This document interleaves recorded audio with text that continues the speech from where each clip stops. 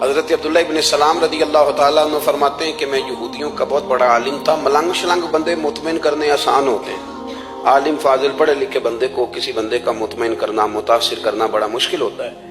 آپ فرماتے ہیں میں نبی کریم علیہ السلام کی بارگاہ میں پہلے دن گیا میں بحث کے ارادے سے، مناظرے کے ارادے سے، چونکہ یہودیوں کا عالم تھا۔ حضور اونٹنی پر تشریف فرما تھے۔ حضرت عبداللہ ابن سلام رضی اللہ تعالیٰ عنہ فرمانے لگے جب میں گیا تو حضور اونٹنی پر تشریف فرما تھے، کہتے ہیں سادہ وضو، اور میں دیکھ رہا تھا کہ داڑھی مبارک میں کنگھی بھی نہیں ہوئی تھی، سرکار نے سر پہ سادہ سا امامہ باندھا تھا۔ حضور اونٹنی پر بیٹھے تھے اور جس اونٹنی پر تشریف فرما تھے اس پہ کجاوا بھی کوئی نہیں تھا، لیکن کہتے دو جملے حضور کی زبان سے نکلے، دو جملے، اور میں ان جملوں کا قیدی ہو گیا۔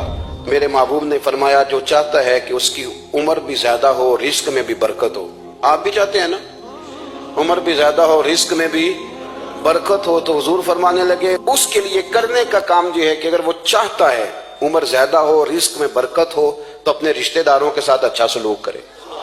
یہ حدیث اگرچہ اپنے انہی الفاظ کے ساتھ مشکات میں موجود ہے، لیکن وہاں حضرت عبداللہ ابن سلام رضی اللہ تعالیٰ عنہ کہتے ہیں کہ وہ کیا مٹھاس تھی لفظوں میں، جملے تھوڑے تھے، بات میں گہرائی بہت زیادہ تھی۔ میں آیا تھا بحث کرنے پر میں آگے بڑھا، حضور کا دست مبارک تھاما اور میں نے عرض کی یا رسول اللہ مجھے کلمہ پڑھا دے، میں مسلمان ہونا چاہتا ہوں۔ میرے رسول کریم نے کبھی کوئی مشکل بات نہیں کی، کبھی کوئی فلسفہ نہیں بیان کیا، بلکہ تیری نگاہ ناز سے دونوں ہی مراد پا گئے، عقل غیاب جستجو، عشق حضور و اضطراب۔